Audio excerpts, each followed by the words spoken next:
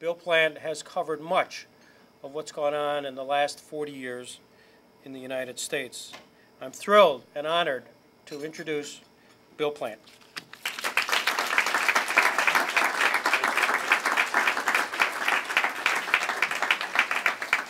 Thank you very much, Greg. I wish I could have been with you in March, but you saw me glowing in the dark after Chernobyl, right? Which was a fun trip. Another story.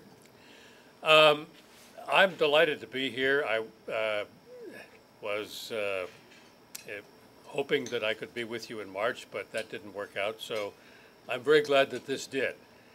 I'm very glad because the 100th anniversary of Justice Marshall's birth provides a wonderful takeoff point for me to talk about what I first did when I came into network news. Now, I hasten to add, I was asked to be brief, and I will be.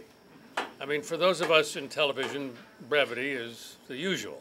We get a minute and a half. In fact, there's, of course, a story that I love, which I think I first heard from David Brinkley, which has it that if television had been invented when the Ten Commandments were handed down, the report would have gone something like this. Good evening. From CBS News, this is Newsbreak. At Mount Sinai today, God gave Moses 10 commandments. Here are the 3 most important. So in that spirit, let me tell you why I am really delighted to be here on Justice Marshall's birthday. The Civil Rights Movement was the first thing that I covered when I went to work for CBS News. Was I prepared to do that? Not in any real sense. I'm from Chicago. I had never been further south than St. Louis. I was sent to Philadelphia, Mississippi in summer of 1964, where 3 civil rights workers had been murdered. I might as well have gone to the dark side of the moon for all I understood about what I was about to see and experience. So I have, I think, an appreciation for the work that Justice Marshall did in preparing the way for the civil rights movement that I then reported on for the next several years. My wife and I had the opportunity to see the play Thurgood, which is on Broadway, the work of George Stevens, I'm sorry. Roger was the founder of the Kennedy Center. I get them confused. George Stevens Jr. wrote Thurgood, and it's a wonderful picture, a wonderful portrait of Justice Marshall and his devotion to the rule of law. It illustrates how Marshall's work with the NAACP in the 30s, 40s, and 50s built the foundation for the civil rights movement of the 50s and 60s and 70s. In the play, there is a line very well delivered by Laurence Fishburne, who's wonderful in the part, which has Justice Marshall laughing over the idea that after Brown, well, in 5 years, most of the schools would be desegregated. Laughable indeed. I was in high school when Brown was announced. I remember thinking with all the satisfied certainty of a 16-year-old, well, that's the end of segregation. Good. But of course, no such thing. But as Thurgood Marshall moved onto the bench in 1961, the careful and thorough legal approach which he constructed and charted continued. By the time I began working for CBS News in 1964, the civil rights movement had begun in earnest the push for voting rights. The headlines were in the clashes, the arrests, the murderous outrages. But the foundation was the foundation that Thurgood Marshall had put in place, anchored firmly to the rule of law. There was tension between the civil disobedience of Dr. King and the idea of the rule of law. Roger Stevens alludes to it in, George Stevens alludes to it in the play when he has Marshall suggest that he didn't always agree with Dr. King's tactics. As Stevens put it to me in a conversation, Thurgood thought that you shouldn't break the law.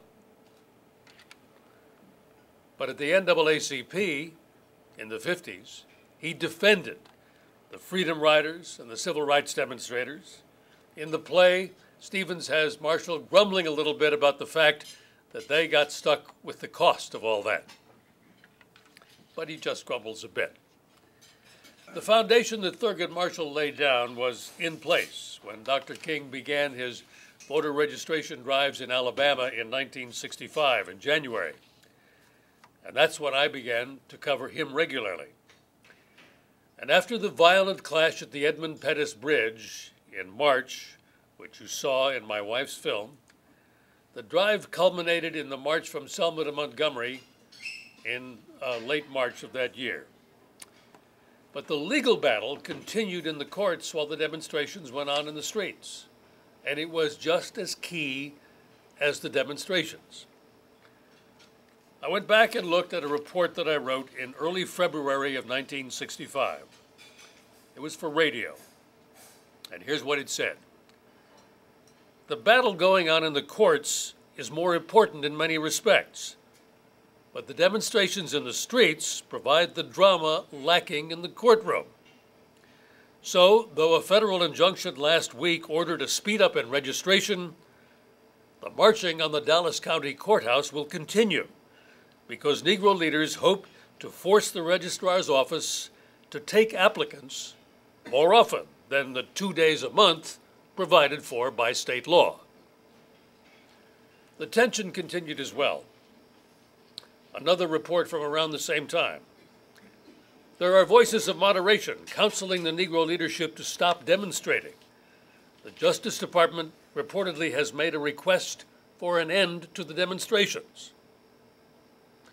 We who covered the movement watched as it provided the impetus that led up to the Voting Rights Act of 1965, which was signed in August. As with Brown, the hopeful assumption that the Voting Rights Act would quickly remedy the inequalities in registration was way too optimistic. The law had to continue to work. The strategy of law underpinned by the strategy of nonviolence underpinned by the rule of law came under a great deal of pressure after the emotional high point of the voting rights signing, because just 5 days later, the riots broke out in Watts. Watts was the first violent uprising of the 60s, a time when the rule of law seemed to be disconnected from the social fabric.